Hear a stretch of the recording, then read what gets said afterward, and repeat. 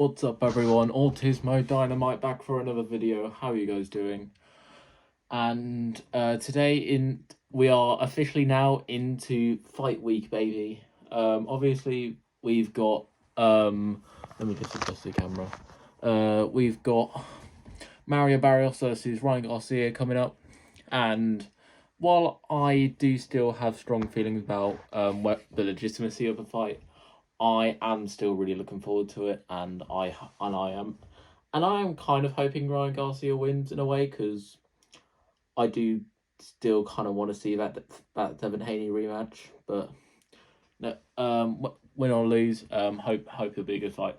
However, obviously I have looked at it a lot over the past few weeks. Obviously I made a video on it, and I also did a trailer on it, which is currently my most viewed video at 2.1k views, which firstly, thank you so much for all the support in that. However, one thing I actually did notice is that through that, I have actually forgotten about a fight that's happening on the exact same day, which I'm surprised I've been neglecting, considering that, well, I'm a UK fan, or UK boxing fan. And that is, of course, the anticipated rematch between the Nottingham Sheriff and the Leeds Warrior. But yep, that's right, Wood versus Warrington 2. The rematch to settle their controversial first fight back in October of 2023 between Lee Wood and Josh Warrington. And firstly, I do just want to quickly get my thoughts out on their first fight. I'm gonna be honest, it was maybe a bit hyped up going into it. I was told it was a really good fight, it was a good fight. I do think maybe it was a bit too hyped, but good fight.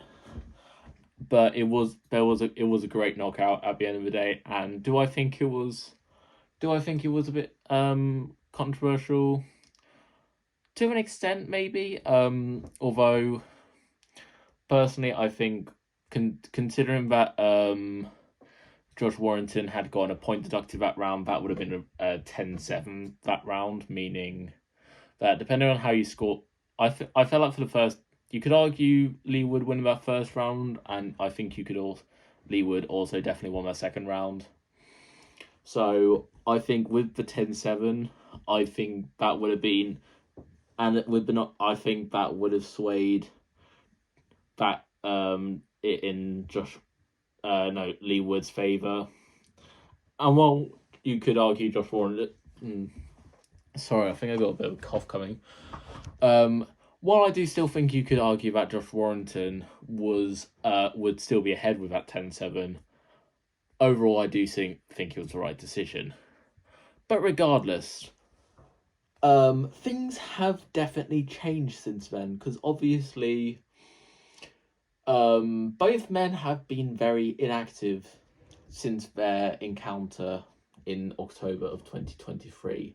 As since then, you've had Josh Warrington, who has only had 2 fights since then.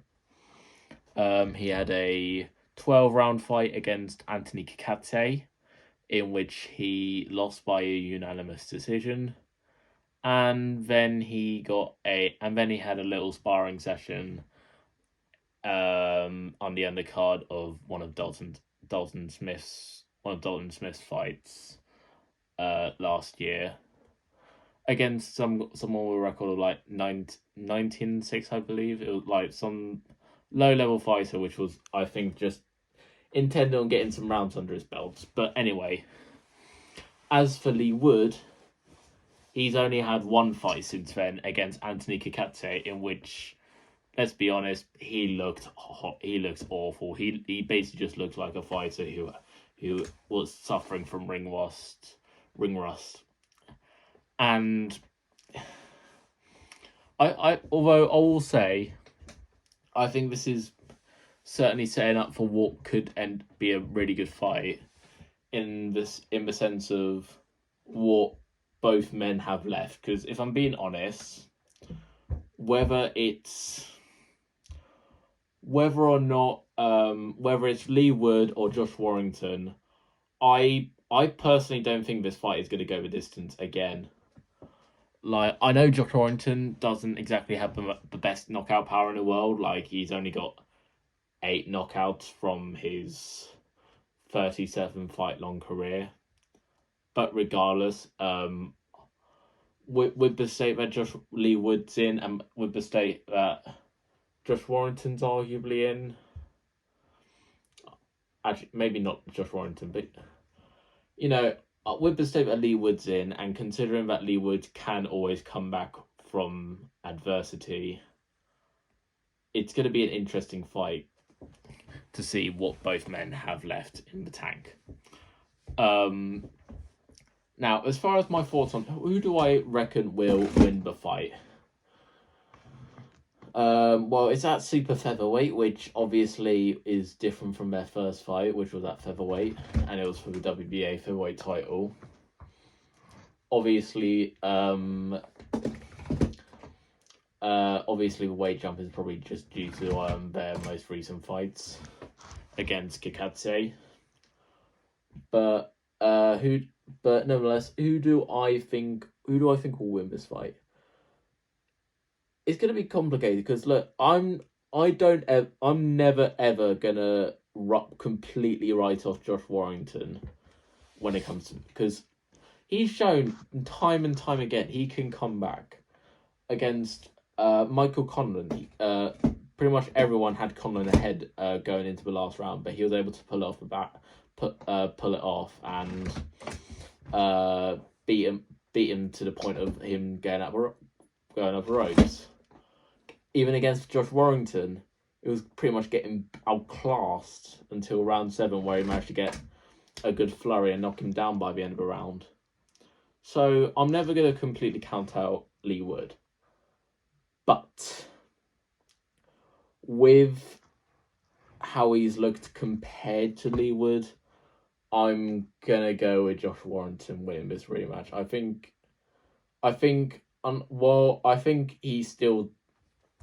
think he does still have the skills to pay the bills, and I think I could see him outboxing him and getting a TKO or a KO at some point, because regardless of whether or not he can get a knockout or not in some fights, he does have those moments where he does turn it up a little bit and can get more aggressive. So yeah, that's going to be my prediction. I predict Josh Warrington via KO/TKO.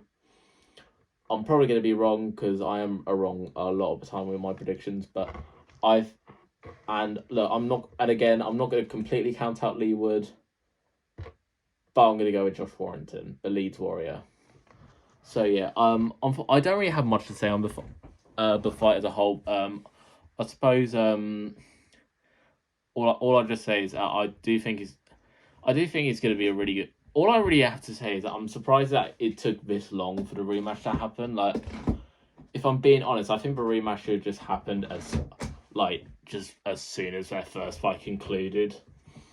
Like especially considering that Lee Wood still would have had the WBA belt at featherweight, so he would have still had he would have still been champion, and they could have at least had something more on the line than just legacy.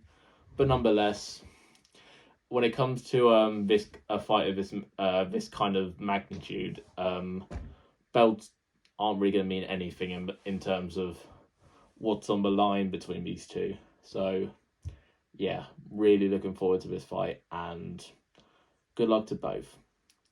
Anyway, that's really all I got.